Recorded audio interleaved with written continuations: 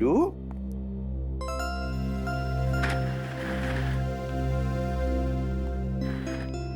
गुड्डू बेटा, डरो नहीं बेटा, तुम्हें यहां पर कोई कुछ नहीं करेगा।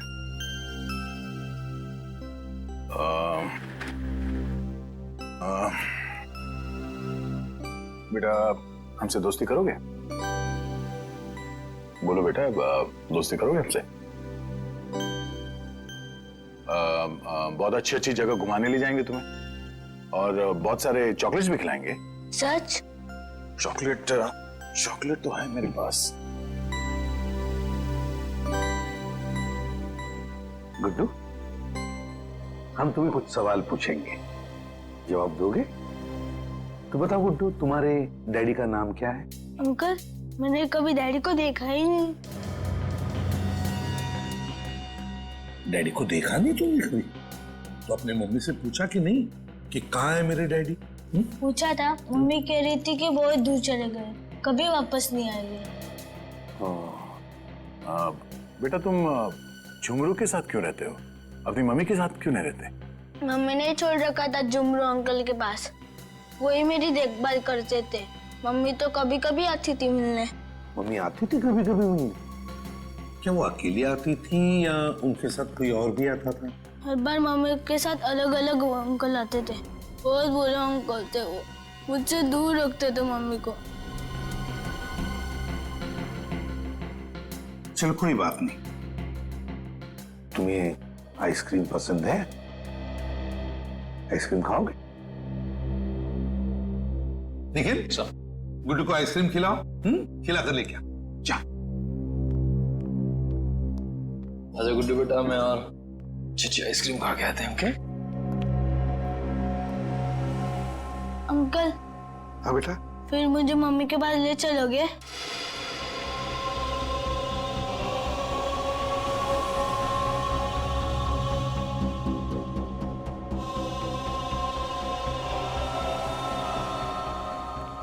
हाँ बेटा गुड्डू, जरूर तुम्हें तुम्हारे मम्मी के पास ले चलेंगे। पहले आइसक्रीम तो खाकर आओ। जाओ। चलो, अच्छी अच्छी आइसक्रीम खा के आते हैं।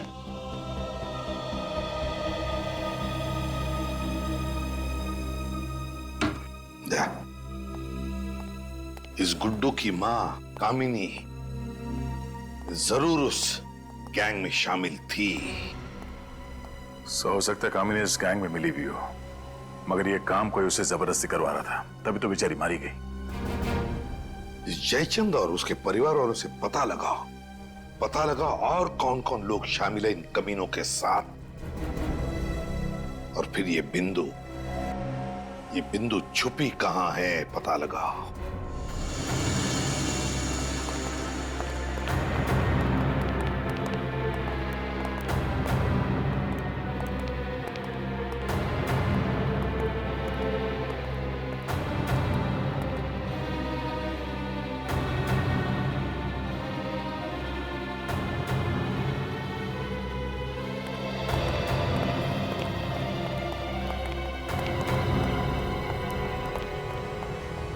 क्या हुआ है? पता नहीं सर, मुंह से झाग निकलने लगा अचानक। तो कहीं जहर तो नहीं दिया किसी ने? आपने पूछताछ की? पूछा सर, पर कुछ पता नहीं चला। पता कैसे नहीं चला आपको? पूछताछ की? पूर्वी, इन लोगों के साथ हॉस्पिटल जाओ। जाओ पूर्वी।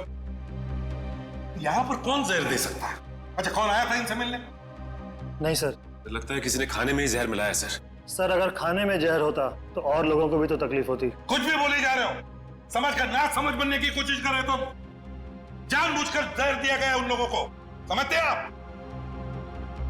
खाना कौन बना था यहाँ पर? बुलाओ उसे। खाना बनाने वाले को लेकर क्या? अरे खाना परोसा कहाँ जाता है?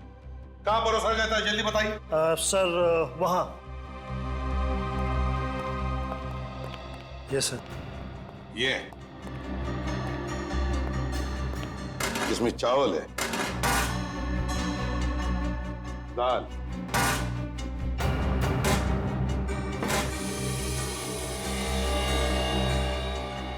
इसमें भी दाल।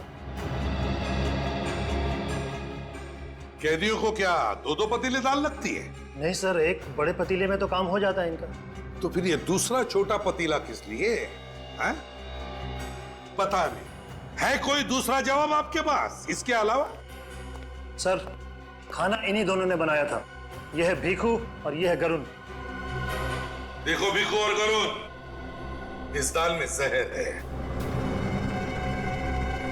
किसने मिलाया जहर? मालूम नहीं साहब। मालूम नहीं जहर किसने मिलाया है? बताओ जल्दी। मालूम नहीं साहब। ये छोटा पतीला बिल्कुल नया है और इसमें से थोड़ी सी दाल निकाली गई है। क्यों? सचिन, इस भीखू को ये दाल पिलाओ, पिलाओ दाल से। नहीं नहीं साहब, साहब माफ कर दो साहब मुझे। साहब मैंने नहीं किया साहब, मेरे से करवाया गया था साहब। करवाया? किसने करवाया? कौन है वो? साहब एक आदमी और एक औरत है साहब। कहाँ मिलेंगे वो हमें? साहब आज रात को चेतारा नाका पे आने वाले हैं साहब, पैसा देने के लिए। आज रात को छतीरा नाका पैसा देने के लिए?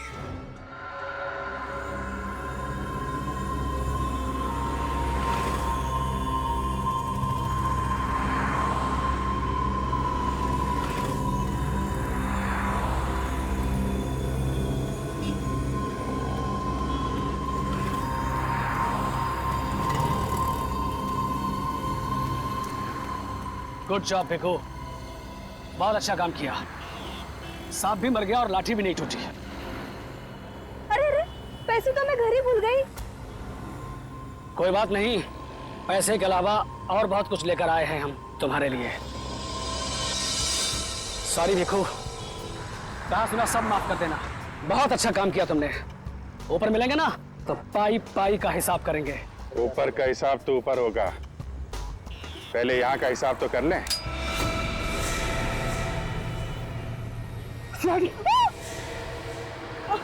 संभालो इसको।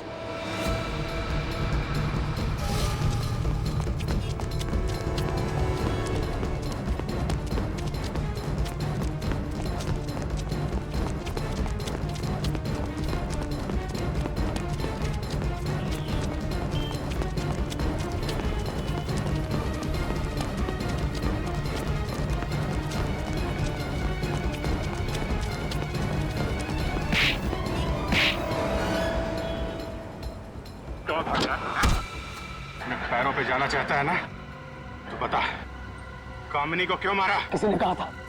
किसने कहा था? हाँ, टिकट रेडी है? हाँ, मैं आ रहा हूँ एयरपोर्ट। आधे घंटे में पहुंच जाऊंगा। तुम एक काम करो, तुम गेट पे ही मेरा इंतजार करो, मैं वहां पे ही तुम्हें मिलूंगा। तीनू? Yes sir. सारा सामान पैक है? जी सर। जल्दी से गाड़ी में रख दो।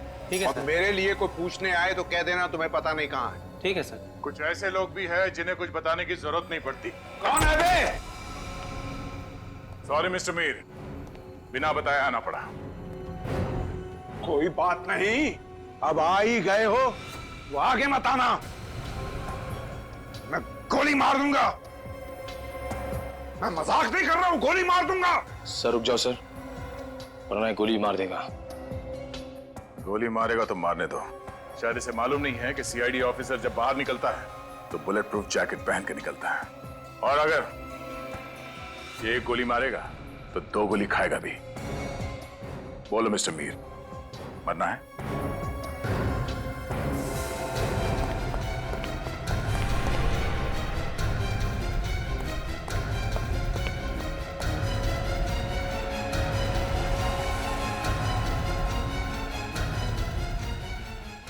मिस्टर मीर, रास्ता उस तरफ है, चले। मुझे छोड़ दीजिए सर, मुझे माफ कर दीजिए। सीआईडी को गन दिखाएगा तू? सीआईडी को?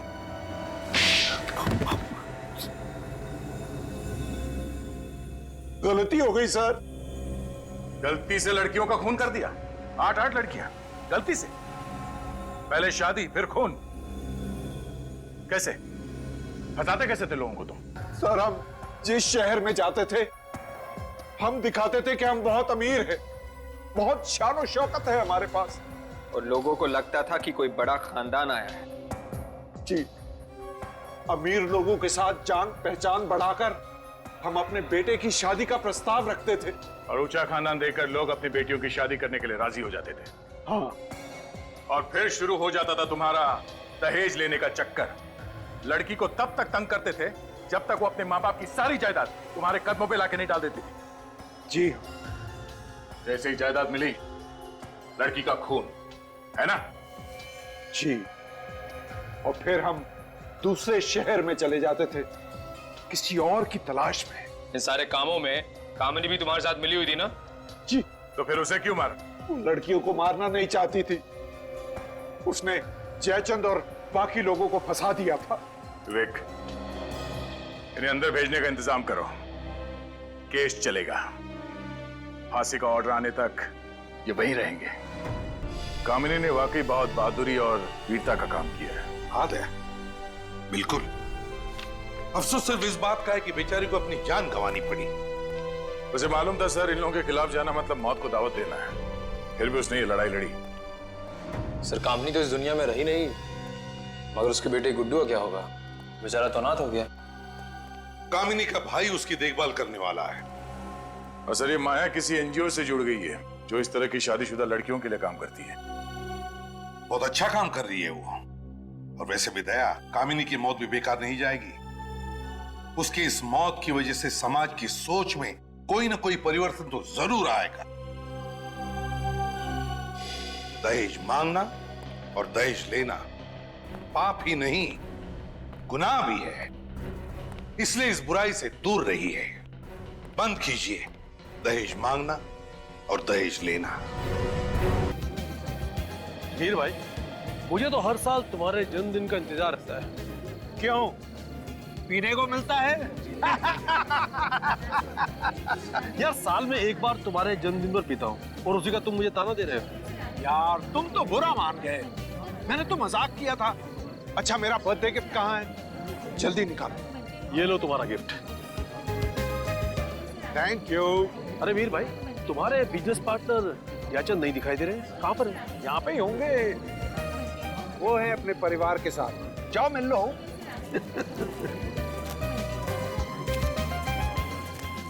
हेलो मिस्टर रंजीत, कैसे हैं आप? मैं बहुत अच्छा हूँ, आप कैसे हैं? मैं ठीक हूँ। एक्सक्यूज मी, मेरा फोन आया है। हाँ हाँ। भाई जयचंद जी सब दिखाई दे रहे हैं, आपकी छोटी बहू नहीं दिखाई दे रही। वो भी अभी आती है होगी अंकल। अरे केक वेक कहाँ है? चलो भाई। आपने कुछ लिया?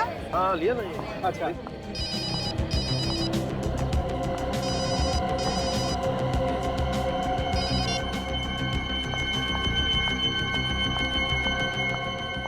तुम ऐसा कैसे कह सकते हो? मेरी अभी बॉस से बात कराओ।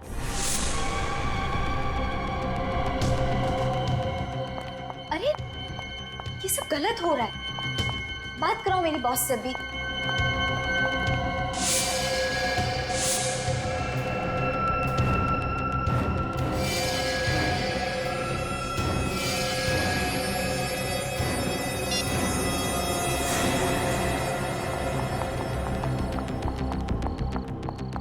अरे माया, ये क्या हुआ?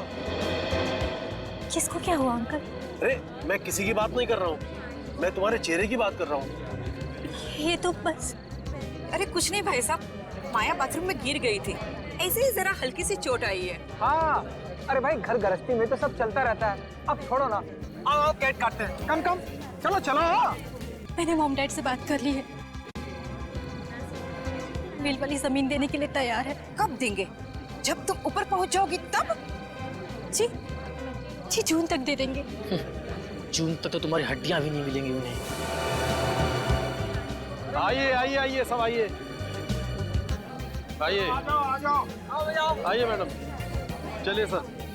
आगे आ जाओ। Happy birthday to you, happy birthday to you, happy birthday to dear me, happy birthday to you, may God bless you, may God bless you. Ranjit.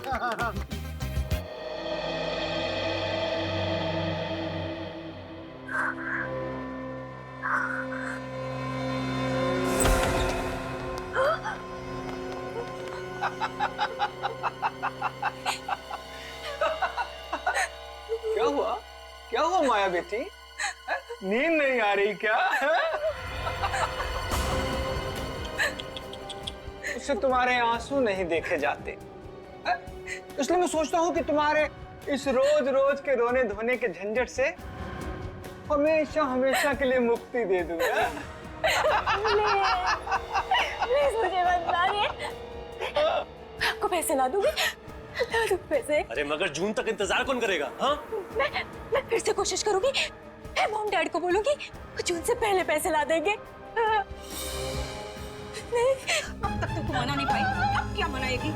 चल, चल, मुझे मत मारिए दुआ, और आप क्या क्या हाथ छोड़ती हैं?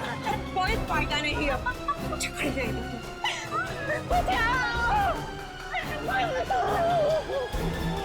जाओ, इसके हाथ पैर बांधो, चलो जाओ कुछ लाओ।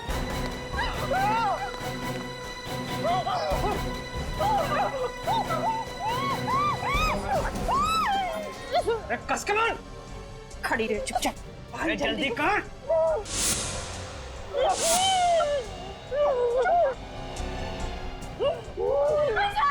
मंती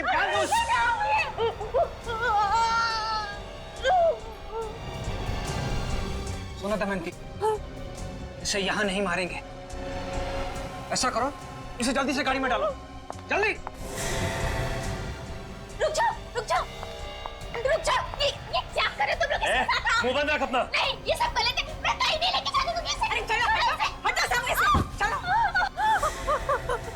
चलो, इसे यही बंद रहने दो, इसे तो हम आके बाद में निपटेंगे। चलो, चलो, बचाओ, बचाओ, कोई तो बचाओ इसे, कोई तो बचाओ, खोलो दरवाजा, खोलो, कोई तो बचाओ, बचाओ इसे, खोलो।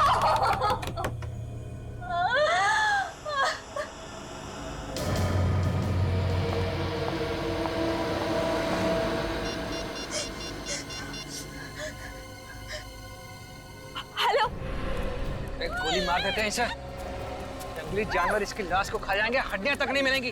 अरे कर इसको। अरे जल्दी मारो ना पापा, अभी कामनी से भी निपटना है। मैंने तुझसे कहा था ना माया कि तेरे इस रोज रोज के रोने धोने के झंझट को मैं हमेशा हमेशा के लिए खत्म कर दूंगा।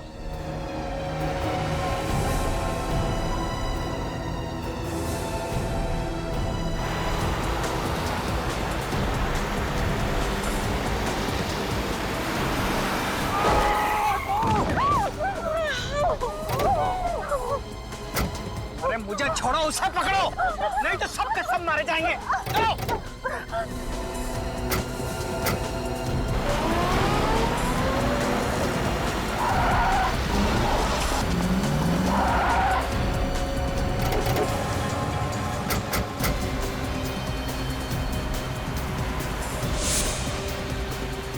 कहाँ जाएगी बचकर?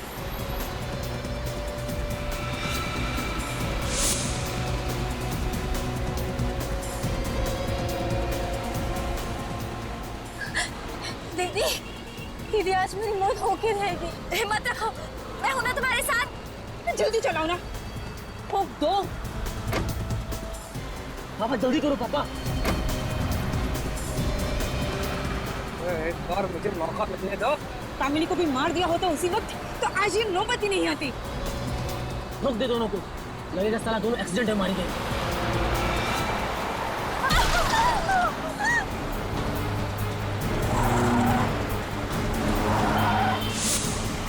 पापा जल्दी करो प्लीज, जल्दी पकड़ो।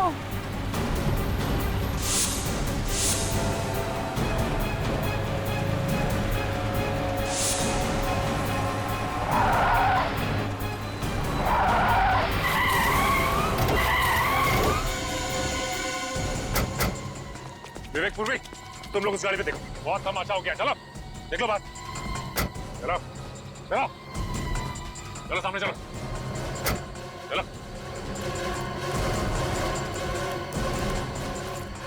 सर, इन्होंने हमें मारने की कोशिश की है। दोनों कौन? ये माया और मैं कामिनी। मैंने ही आप लोगों को फोन किया था, और ये हमारे सास ससुर है। वो माया का पति है और वो मेरा पति। ये सब लोग मिलकर हम लोगों को दहेज के लिए मारना चाह रहे थे। तो ये बात है। हम इन्हें जल्दी से हॉस्पिटल ले चलते हैं। हाँ विवेक, ले जाओ। मैं ठीक हूँ, मुझे सिर्फ हल्की सी ही खरोच आई है। ठीक है, आप चलिए हमारे साथ। पूर्वी आई चलिए। आइए आप लोग, चलिए। और जेल में बैठ के अब दहेज का हिसाब किताब कीजिएगा। चलिए चलिए, बैठिए।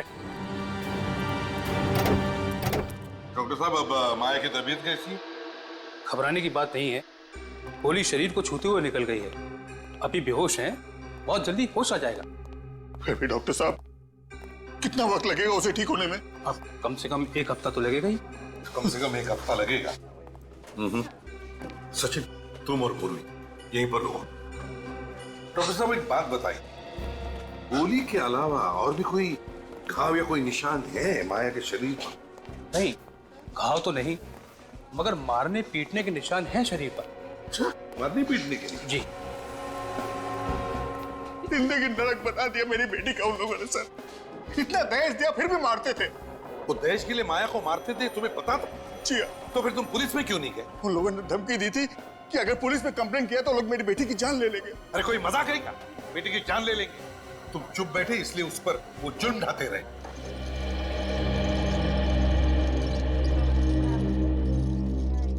Excuse me. ठीक है जाइए।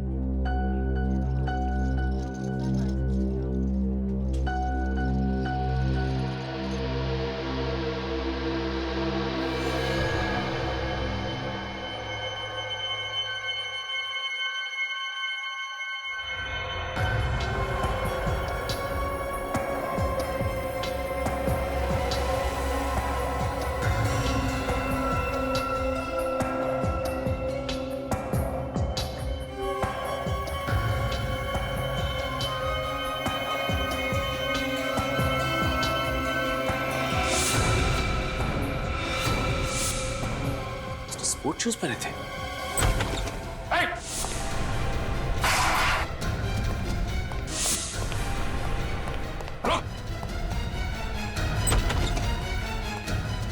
क्या हुआ पूरी? सर, किसी ने माया पे हमला किया। माया पर हमला किया?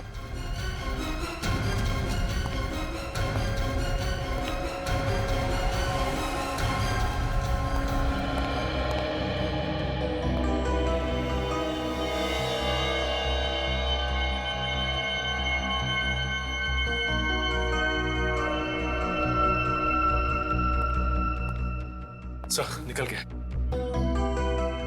सचिन, लगता है हमला करने वाला कोई लड़की थी।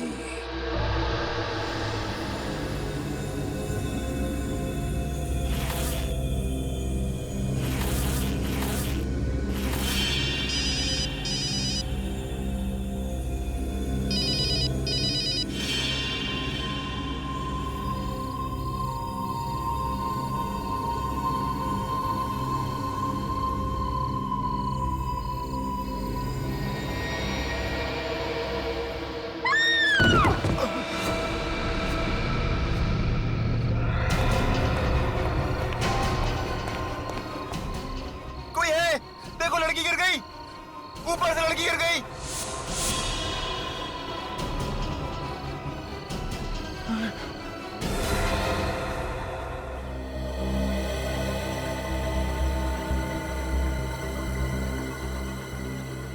मुंह के बल गिरी है, सिर के पीछे किसी ने वार किया।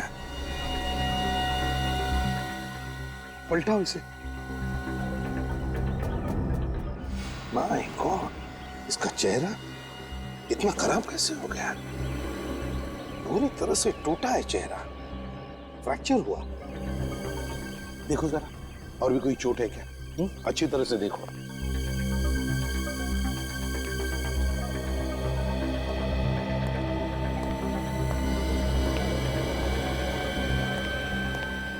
ये कामिनी कौन से फ्लोर पे रहती है? 13th फ्लोर पर रहती थी, 13वें माले पर सर। जी, किसी ने देखा ये सब हुआ कैसे? हा? किसी को कुछ मालूम है? सर ये तो नहीं मालूम, लेकिन जब इस वॉचमैन ने शोर मचाया ना तब पता चला हमको। तुम चिल्लाए तो तुमने देखा इसे गिरते हुए? नहीं सर, मैंने भी गिरते हुए नहीं देखा, मैंने तो सिर्फ चीख सुनी थी। यहाँ पे देखा पिए गिरी पड़ी थी। कामिनी को गिरने से पहले आखिरी बार कब देखा था तुमने? साहब मैंने नहीं देखा, लेकिन इन्होंने देखा होगा। ये उनकी नौकरानी है। अच्छा, क्या नाम है तुम्हारा? बिंदु साहब। अच्छा बिंदु, तुम रहती कहाँ हो? साहब मैं यहाँ पे नहीं रहती, मैं दूसरी जगह रहती हूँ। सुबह आई तो पता चला मुझे। क्या तुम्हें मालूम है कामिनी को कोई परेशानी थी उसके घर में?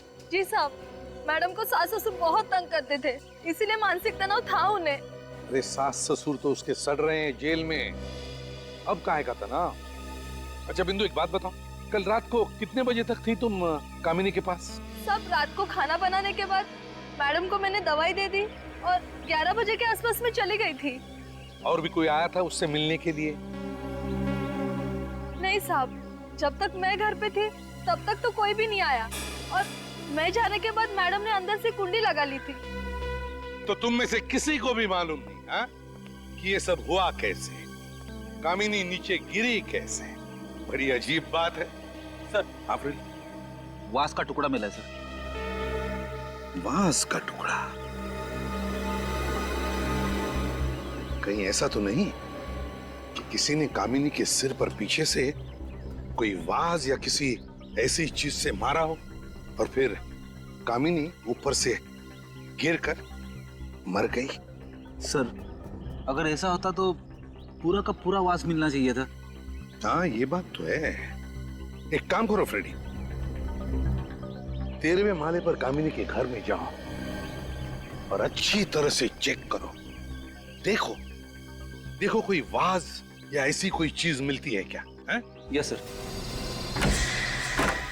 कि घर अंदर से बनता है, इसका मतलब है कामिनी घर के अंदर अकेली ही थी। देखो जरा, देखो अच्छी तरह से।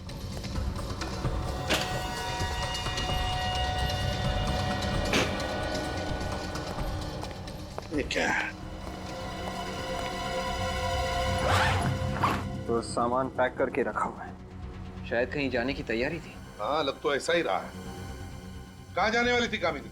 नहीं साहब, मुझे तो कुछ बोला नहीं मैडम ने, और ये बैग भी मेरे सामने नहीं पैक की है उन्होंने। सर अगर कामिनी बाहर जाने वाली थी तो उसने आत्महत्या यहाँ पे क्यों की? बाहर भी कर सकती थी। वही तो फ्रेडी, वही तो। ये कोई आत्महत्या नहीं है, कुछ और ही चक्कर है। इस बैग को तुम अच्छी तरह से चेक करो, देखो कुछ मिलता है क्या? है? Yes sir.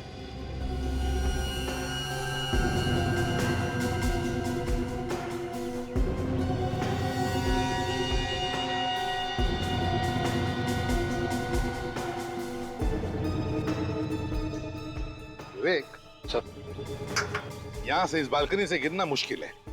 ये देखो, ये रेलिंग कितने ऊंचे हैं और मजबूत भी है। मतलब सर किसी ने कामिनी को धक्का ही दिया है। हाँ लग तो ऐसा ही रहा है।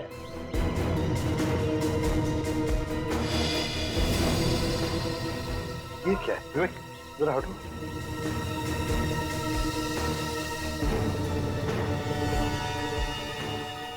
कपड़े का टुकड़ा बिल्कुल वैसा ही जैसे कामिनी ने कपड़े पहने हैं, लेकिन यहाँ इस तार में कैसे अटका और ये तार यहाँ पर क्यों? विवेक एक काम करो सर, इस रेलिंग पे जितने भी उंगलियों के निशान हैं सब के सब उठाओ। ये सर। हाँ।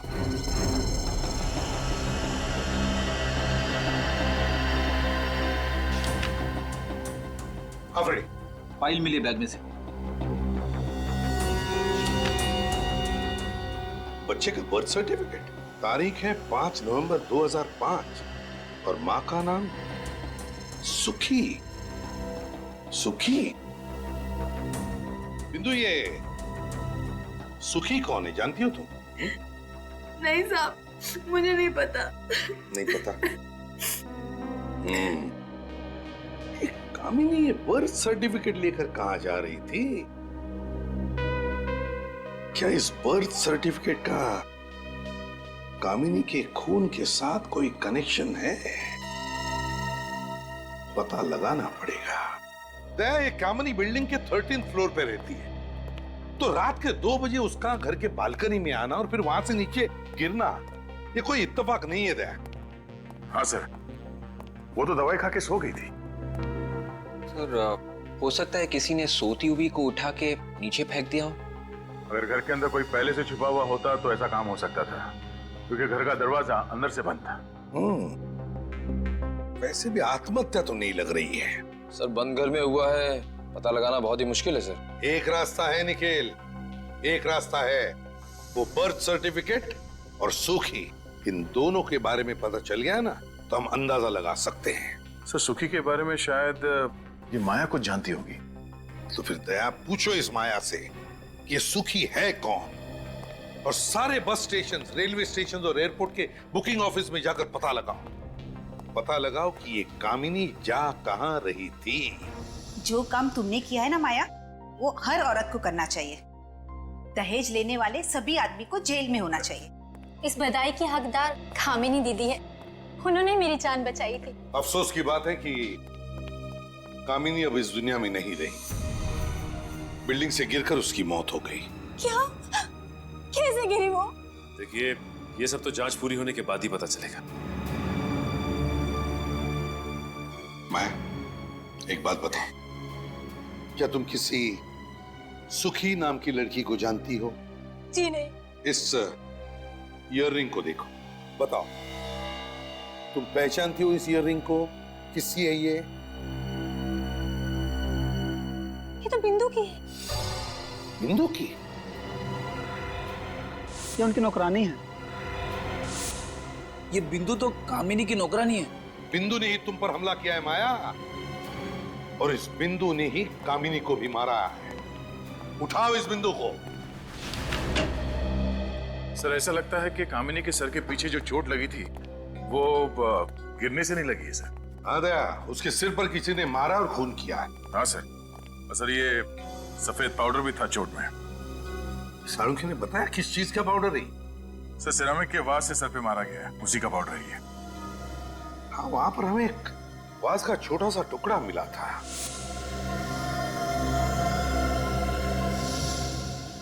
पूरा घर ढूंढने पर भी वो बचा हुआ वास कहीं पर भी नहीं मिला। तो फिर गया कहां वो वास? विवेक, पूरा वास का टुकड़ा दिखा। Yes sir. सर अगर इस वास से उसके सिर पे मारा है तो फिर वही सवाल, मारने के बाद वो आदमी घर से बाहर गया कैसे? दया,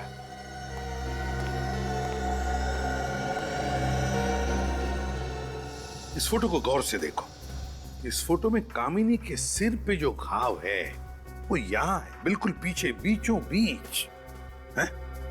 मतलब सर कामिनी ने बालकनी में आने के बाद जैसे ही नीचे देखा तो किसी ने ऊपर से, मतलब छत से नीचे वास फेंक के मारा। Exactly. वास कामिनी के सिर पे लगा और उसकी वजह से कामिनी नीचे गिर गई और उसकी मौत हो गई। मगर सर कुछ तो हुआ होगा कि कामिनी को रात के 2 बजे बालकनी में आना पड़ा। शायद किसी ने उसे फोन करके बुलाया होगा, इसीलिए बालकनी में आके नीचे देख रही थी। बस कामिनी के फोन रिकॉर्ड चेक करो, पता चल जाएगा। सर बिंदु के बारे में पता चल गया। क्या पता चल? बरताली मार्केट में रहती है और घर पे मिली नहीं सर, कल से लापता है। बिंदु घर से कल से ही गायब है, तो इसका मतलब है उसका कामिनी के खून से कोई ना कोई संबंध जरूर है, कोई ना कोई संबंध जरूर है। सर ये कामिनी के रिजर्वेशन की कॉपी है, वो ट्रेन से भूगोलपुर जा रही थी। भूगोलपुर जा रही थी? कामिनी भूगोलपुर किस लिए जा रही थी? किस लिए? इस कामिनी के बिल्डिंग के वॉचमैन और सेक्रेटरी से बात करनी पड़ेगी।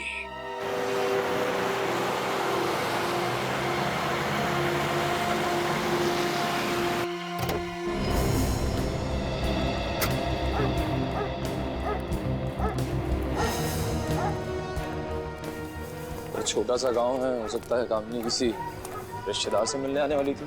क्यों? उसका घर नहीं हो सकता यहाँ पे? हाँ सर, ये भी हो सकता है। कोई पहचान ले?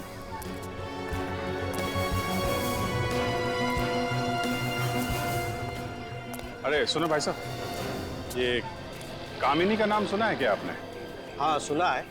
अरे वाह, कहाँ सुना है? महाभारत में। नहीं, मैंने सोचा कि आप यहाँ गांव की किसी कामिनी की बात कर रहे हैं। अब ये फोटो देखो, इसको पहचानते हैं? हाँ, ये तो कामिनी सुखी है। सुखी? कामिनी सुखी, सुखी कामिनी? इसकी शादी मुंबई में हुई है ना, जयचंद परिवार में? सुखी तो हमारे यहाँ के बड़े जमींदार साहब की बहू है। हम उनसे मिल सकते हैं? उनका घर दिखाएंगे? अब कहाँ मिलेंगे, तो गांव छोड़ के चले गए। क्यों? अरे 2 साल पहले उनकी छोटी बहू ने नाक कटवा दी थी। क्या क्या किया उसने? अरे भाग गई, और क्या। अच्छा, जमींदार साहब के परिवार में कोई है क्या जिनसे हम लोग बात कर सकें? तो कोई नहीं, हवेली तो खाली पड़ी हुई है। हवेली खाली पड़ी है?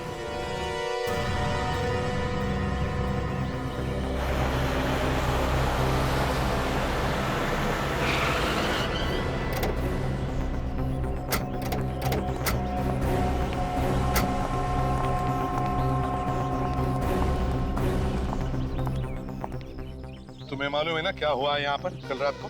साहब, मैं तो सारी रात जगा हुआ था। तो फिर कोई टेरेस पर चढ़ के कैसे गया? साहब, मुझसे पूछे बिना टेरेस पे कोई जा ही नहीं सकता है। तो फिर कामिनी का खून कैसे हुआ? कैसे हुआ कामिनी का खून? सच सच बता दे तीरू, किसी को तुमने चाबी दी थी क्या? नहीं साहब, माँ कसम, मैंने चाबी किसी को नहीं दी। मैंने तो प्लम्बर को भी मना कर दिया था। प्लम्बर? प्लम्बर कहाँ से आया? किसने बुलाया था उसे? कितने बजे आया था वो? वो रात के करीब 1:30 बजे के आसपास आया था। किस काम के लिए आया था वो? सेक्रेटरी साहब ने उसे बनाने के लिए बुलाया है। अरे मेरा कोई दिमाग खराब हो गया है जो मैं रात को प्लम्बर को बुलाऊंगा? पानी की पाइप तो ठीक है।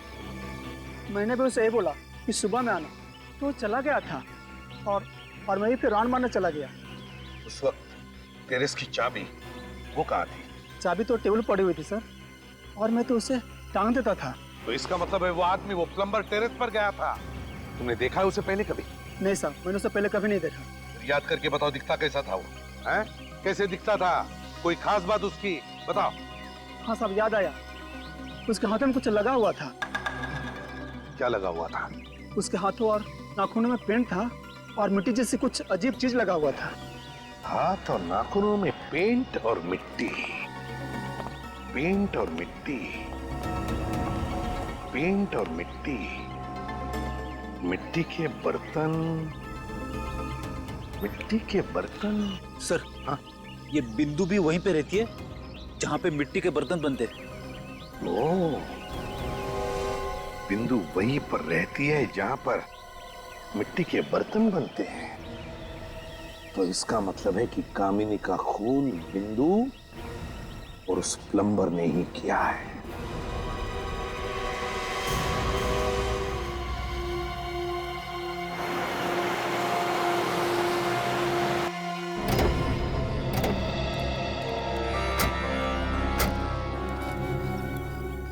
सर, यही वो हवेली है। धन्यवाद आपका। सर, ये सुखी यहाँ पे नाम बदल के क्यों रह रही थी? हो सकता है जयचंद के परिवार में उसने दूसरी शादी की, इसलिए उसने अपना नाम कामिनी रख लिया। घर को अच्छी तरीके से चेक करो, देखो कोई काम की चीज मिलती है क्या।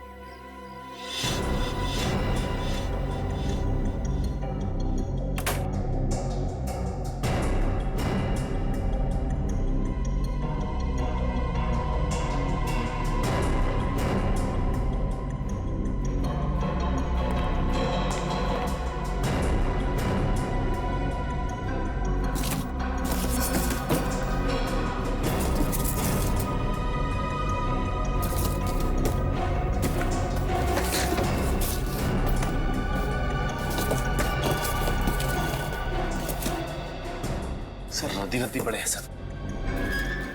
एक एक पेपर आराम से चेक करो, शायद कोई काम की चीज मिल जाए।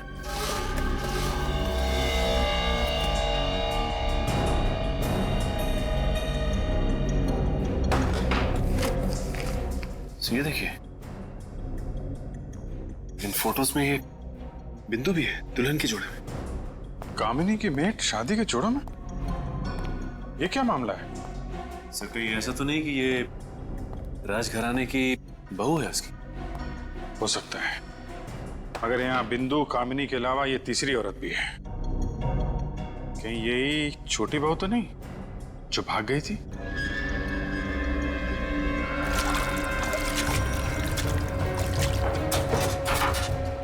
सर। हाँ निकल। सर ये देखिए। कंकाल? औरत का कंकाल है। ये गहने तो बिल्कुल वैसे हैं जैसे इस औरत ने पहने हुए हैं। ये देखो।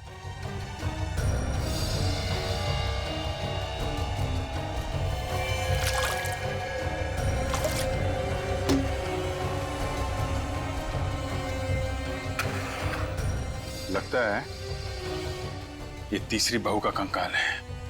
सर मतलब ये भागी नहीं थी, जमींदार परिवार ने इसे मारा है।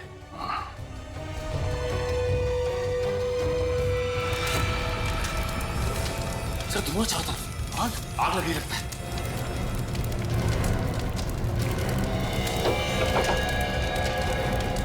वो कंकाल बाहर निकालो जल्दी। अरे दरवाजा किसने बंद कर दिया?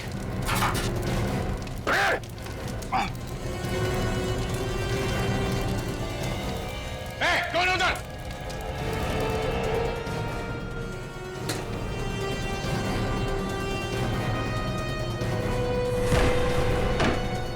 इधर भागा जल्दी।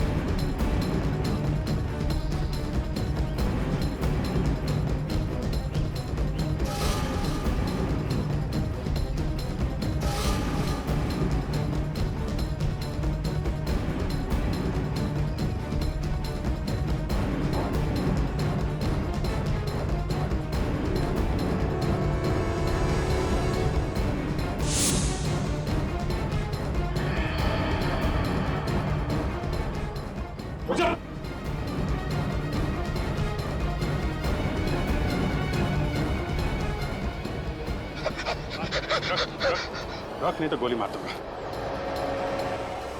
साहब मुझे माफ कर दो साहब। माफ कर दे? हैं? तू तो हमें ऊपर पहुंचाने वाला था। कौन है तू? साहब मेरा नाम झुमरू है साहब। लेकिन तुम मारना क्यों चाहता था? साहब मुझे जमींदार साहब ने हुक्म दिया था कि अगर कोई भी हवेली में घुसता है और कोई चीज ढूंढने की कोशिश करता है तो उसे जान से मार दो। अच्छा, कहाँ है तेरा ये बड़ा जमींदार? साहब पता नहीं वो कहाँ है साहब, लेकिन उन्होंने मुझे पैसे देके गए हैं और कहा है कि हवेली का और बच्चे का ख्याल रखना साहब। बच्चे का ध्यान रखना? कौन सा बच्चा? साहब गुड्डू, सुखी का बेटा साहब। सुखी का बेटा? तुम्हारे पास है वो? हाँ साहब। चलो दिखाओ, लेके चलो इसे। सचिन, पुलिस स्टेशन से पता करो छोटी बहू के गायब होने की कोई एफआईआर लिखवाई गई है क्या, और उसके मायके वालों को इन्फॉर्म करो। आइए बैठिए।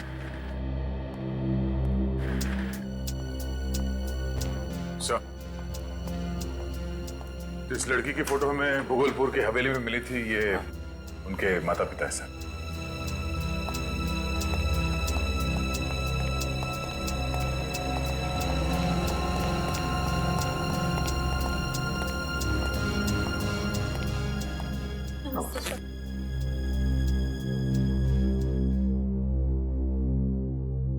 देखिए इन गहनों को, बताइए क्या ये गहने आपकी बेटी के हैं?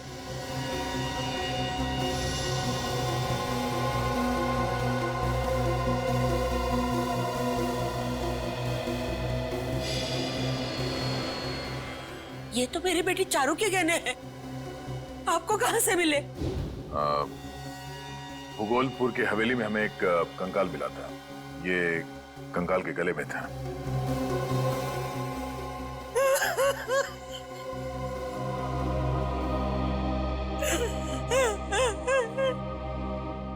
मुझे मालूम था मेरी बेटी भाग नहीं सकती।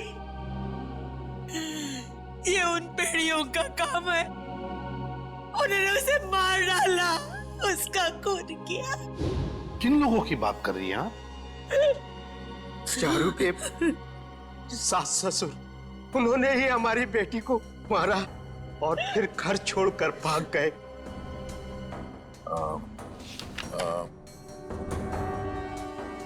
क्या इनमें है बोलो?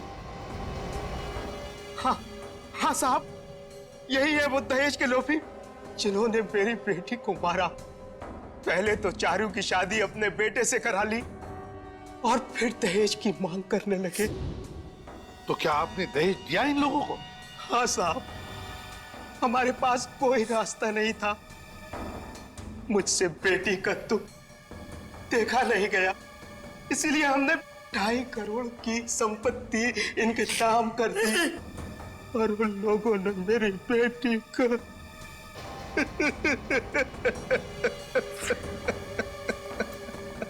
सर ये तो वैसे ही मामला जैसे जयचंद ने माया के साथ किया। हाँ दया, बहुत बड़ा गैंग है ये। लोगों को उनकी बेटियों की शादी की लालच दिखाकर दहेज के नाम पर धन ऐंठते हैं ये लोग। सर, हाँ सर, जिस रात कामनी का खून हुआ था उस वक्त की कॉल डिटेल्स।